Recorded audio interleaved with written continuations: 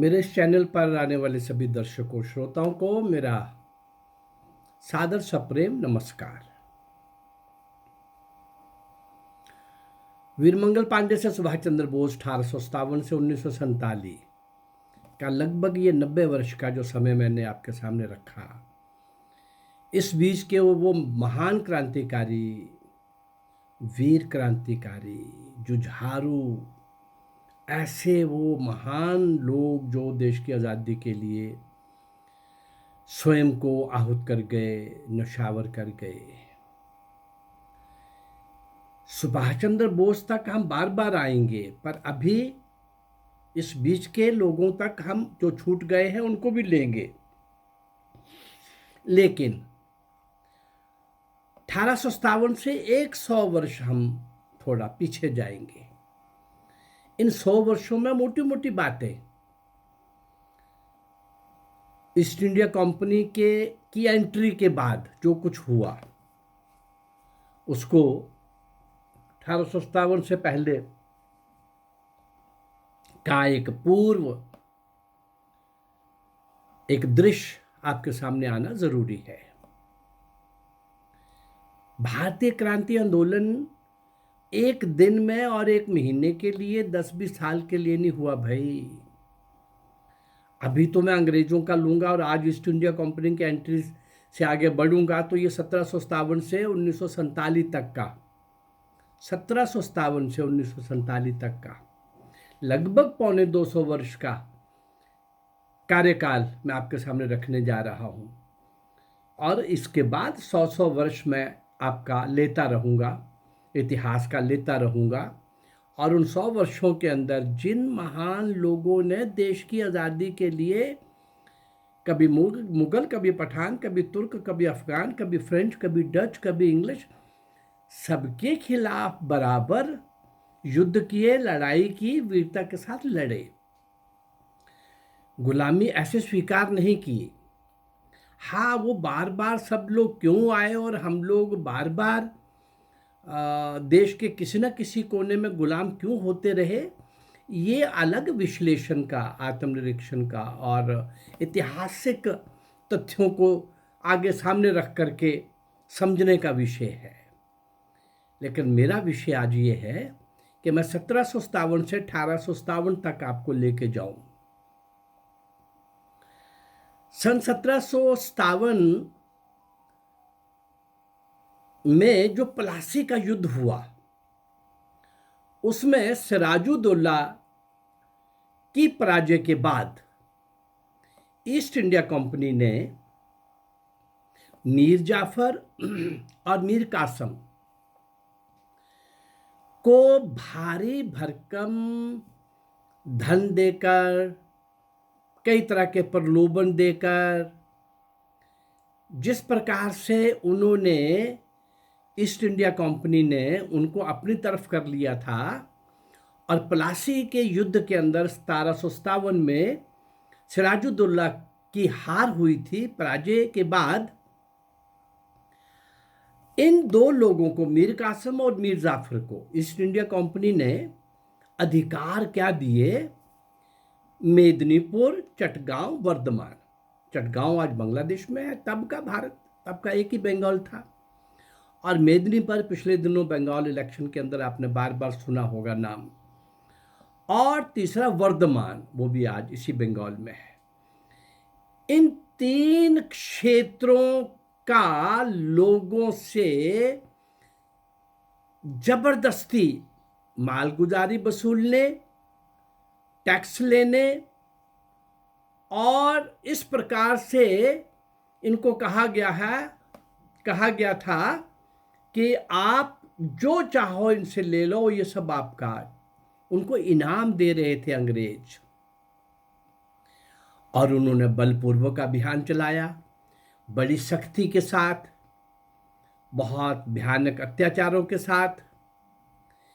एक तरफ ये चल रहा था और इसके पहले वहां पर शासन था मराठों का, उस इलाके के अंदर। मराठों के शासन में किसान लोग सारे के सारे बहुत सुखी थे। ऐसा कुछ भी इस तरह का जबरदस्ती और अत्याचार और जबरदस्ती वसूली, ऐसा कुछ नहीं होता था। तो उन किसानों के अंदर असंतोष जागा कि ये क्या हो रहा है। उन किसानों ने संगठित होकर सशस्त्र विद्रोह किया, युद्ध किया, लड़ाई की। यद्यपि इस सारे आंदोलन को जंगल महाल का विद्रोह कहकर इतिहास के अंदर कम आंकने की कोशिश तो की गई, परंतु ये जंगल महाल का केवल आंदोलन नहीं था, ये सशस्त्र विद्रोह था।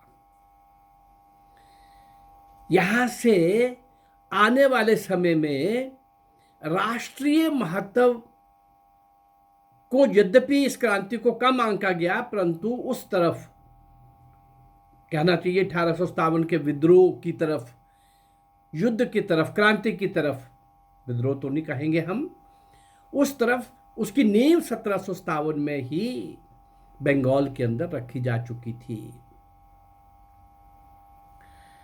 इसी बीच क्या हुआ, 1764 में बक्सर का युद्ध हुआ।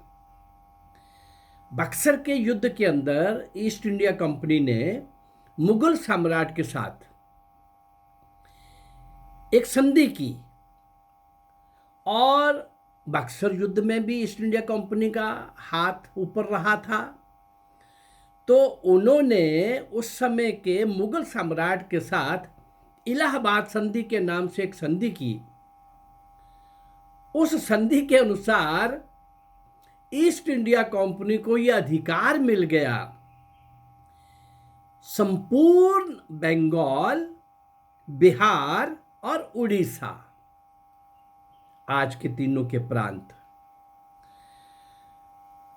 वो तीनों प्रदेशों के अंदर प्रशासकीय अधिकार उनको प्राप्त हो गया, उन्हीं का शासन चलेगा। ईस्ट इंडिया कंपनी ने बक्सर युद्ध से 1764 में मुगलों से ये संधि करके वो आगे बढ़ रहे थे। लेकिन इसके विरोध में जैसे वो महाल, जंगल महाल का आंदोलन कहा गया, ऐसे ही एक बंगाल का सन्यासी फकीर आंदोलन, ये भारतीय राष्ट्रीय क्रांति का कहना चाहिए कि दूसरा महत्वपूर्ण पड़ाव था। पहला जंगल महाल का आंदोलन, दूसरा ये सन्यासी फकीर आंदोलन।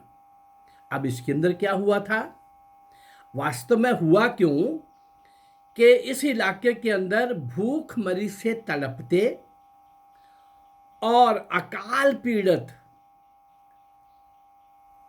बंगाल वासियों से अंग्रेजों ने जबरदस्ती वलात, चौथ भी एक टैक्स था, वसूल करने का जो प्रयास किया, बड़ी क्रूरतापूर्ण नृशंस चेष्टाएं की गईं।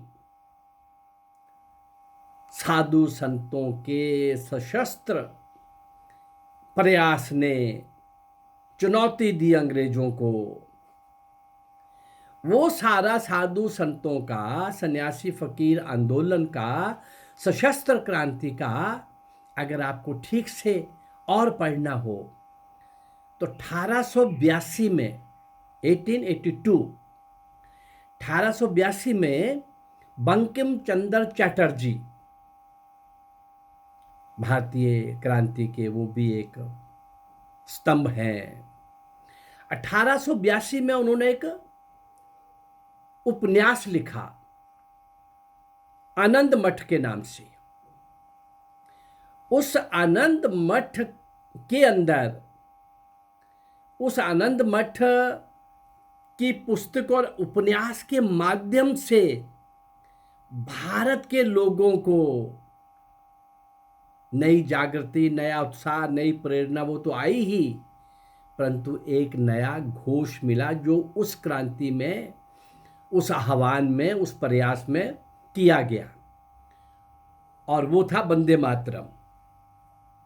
वंदे मातरम का घोष आनंद मठ में, उस पुस्तिका में, उस उपन्यास में सन्यासी फकीर आंदोलन का मुख्य शस्त्र था वंदे मातरम।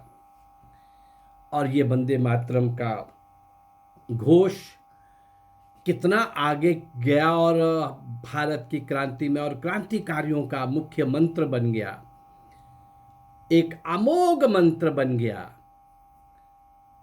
विलक्षण, जिसकी पूरी दुनिया के अंदर ये वंदे मातरम क्या है भाई। जो भी क्रांतिकारी आगे आता है, भारत माँ की जय, बीच में आ गया इनकलाब जिंदाबाद, वंदे मातरम, वंदे मातरम, वंदे मातरम। इस वंदे मातरम घोष के बल पर बाद में करोड़ों भारतीयों ने स्वाधीनता संग्राम को आगे बढ़ाया। सन 1798 में मेदिनीपुर, जिसको आज मिदनापुर भी बोलते हैं, बंगाल में ही है, इस क्षेत्र के चुआड़ आदिवासी जो चुआड़ बीच में एक मिदनापुर के का इलाका था एक, उसमें जो आदिवासी रहते थे उनको चुआड़ आदिवासियों का क्षेत्र कहा जाता था। उन्होंने विद्रोह किया।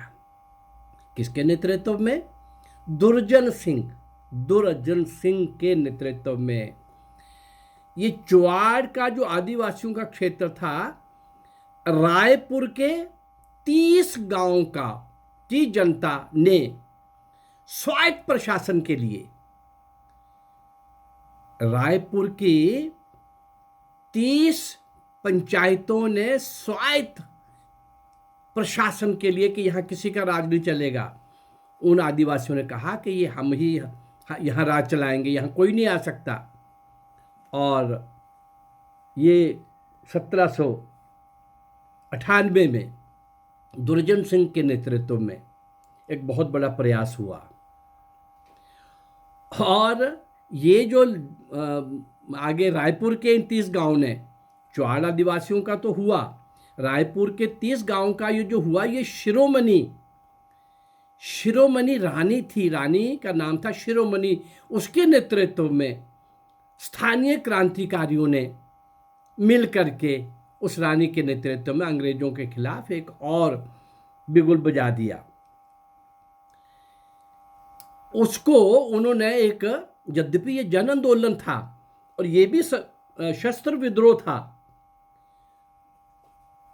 चुआड़ का विद्रोह, और इतिहासकारों ने रायपुर के 30 गांवों को भी एक चुआड़ विद्रोह कह करके ही बात खत्म कर दी। जबकि ये भी सारे 1757 से 1857 की ओर बढ़ती हुई छोटी छोटी सशस्त्र क्रांतियां थीं। 1857 में तो उसका एक बड़ा रूप था। अंग्रेजी राज्य के विस्तार को रोकने के लिए उधर टीपू सुल्तान, यद्यपि टीपू सुल्तान का लड़ने का अंग्रेजों के साथ उद्देश्य कुछ और था, लेकिन अंग्रेजों के खिलाफ लड़ने में उधर टीपू सुल्तान और एक कित्तूर की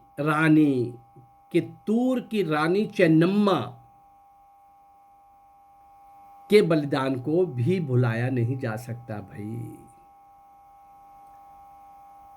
लेकिन इस कैतूर की रानी चेन्नम्मा का हम अभी 2-3 जानने की कोशिश करेंगे, 2-3 एपिसोड के अंदर, 2 एपिसोड के अंदर 1857 के पूर्व क्या चल रहा था, 1757 से 1857।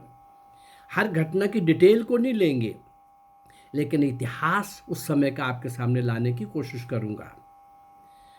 और उसके बाद कैतूर की रानी चेन्नम्मा का शौर्य, वीरता और उनके नेतृत्व में सशस्त्र जो अंग्रेजों का मुकाबला करने के लिए वो रानी किस प्रकार से मैदान में आई, क्या क्या हुआ, इसको जानने के लिए हम फिर से कल के एपिसोड में 1757 से आगे बढ़ते बढ़ते अभी हम 1798 में तो मेदिनीपुर का, रायपुर के 30 पंचायतों का, और फिर दक्षिण के अंदर टीपू सुल्तान और रानी कैतूर तक पहुंच गए हैं। कैतूर की रानी चेन्नम्मा जो है, उसको हम जब व्यक्तित्व डिस्कस करेंगे इस सारे के अंदर, तो सर्वप्रथम मैं उसी को लूँगा, कैतूर की रानी चेन्नम्मा को ही लूँगा। लेकिन उसके पूर्व हमें 1757 से 1857 के बीच की कुछ प्रमुख बातें हमारे ध्यान में आनी चाहिए। मैं समझता हूँ कि ये जो प्रयास है, ये प्रयास उन सब लोगों को जिन्होंने अंग्रेज़ों के खिलाफ, अभी तो 1757 से 1847 ले रहा हूँ, 190 वर्ष का इतिहास ले रहा हूँ। 90 वर्ष के इतिहास में मैंने 125 से ऊपर क्रांतिकारी वो दिए हैं जिनको कोई नहीं जानता। ये इतिहास भी तो आपको ध्यान में आना चाहिए। ईयर वाइज, डेट वाइज कुछ घटनाएं थीं, उसके रिएक्शन में कुछ भारत के लोगों ने जगह जगह के ऊपर, स्थान स्थान के ऊपर जो भी प्रयास किए, वो भी आप सबके ध्यान में आने चाहिए। उसमें भी कई तरह के ऐसे हीरो, नायक और नायिकाएं ऐसी हैं जिनका आगे वर्णन आएगा। तो अभी 1757 से हम 1947 तक फिर पहुंचेंगे, फिर 1757 से भी पीछे जाएंगे। आज से हम ये 100 वर्ष 1757 से 1857 ये लिया है, और मुझे लगता है कि इन सारी बातों को समझने का, जानने का, इतिहास को ठीक तरह से देखने का, इतिहास में कहाँ कहाँ हमसे क्या क्या गलती हुई, क्यों हम इतने बड़े देश के अंदर सर्वश्रेष्ठ समाज, सर्वश्रेष्ठ शास्त्रों से अनरिष्ट, पूरी तरह से हर तरह से भारत दुनिया का विश्व गुरु रहा हुआ समाज, सोने की चिड़िया भारत, आखिर क्या होता रहा, कि क्यों लोग आते रहे और हम क्या करते रहे। इन सब का हिसाब किताब करना ज़रूरी है ताकि वर्तमान में वो गलतियां ना दोहराई जाएं। आज भी बहुत बड़े चैलेंजेस हैं, बहुत बड़ी चुनौतियां हैं। उन चुनौतियों का मुकाबला करने के लिए ज़रूरी है कि अतीत के झरोखे से वर्तमान को देखें और वर्तमान को अतीत के झरोखे से देखें। मेरे इस प्रयास को अगर आप ठीक समझ रहे हैं, सिंध के राजा दाहिर से लेकर सुभाष चंद्र तक का लगभग 800,000 साल का इतिहास मैं आपके सामने लाने वाला हूँ। उन वीर पुरुषों का जो देश के लिए ख़त्म हो गए, लेकिन लोगों ने इतिहास में उनको कहीं पढ़ाया नहीं गया, इतिहास में उनको कहीं भी उनको याद नहीं किया गया। लोग जानते नहीं, इनके बारे में कुछ नहीं जानते हैं। मैं कोशिश कर रहा हूँ इन सबको आपके सामने ला करके एक श्रद्धांजलि भी हो जाएगी, स्मरण भी हो जाएगा, और किसी भी कौम को, किसी भी समाज को अपने पूर्वजों को भूलने का की कृतघ्नता ये महापाप है, ऐसा नहीं करने देंगे। ये समाज ऐसे पाप से युक्त ना हो, इस पाप से मुक्त हो, उसके लिए मेरा ये प्रयास। यदि आपको अच्छा लग रहा है तो मेरे इस चैनल को लाइक करिए, सब्सक्राइब करिए और शेयर करिए। नमस्कार, जय भारत, धन्यवाद।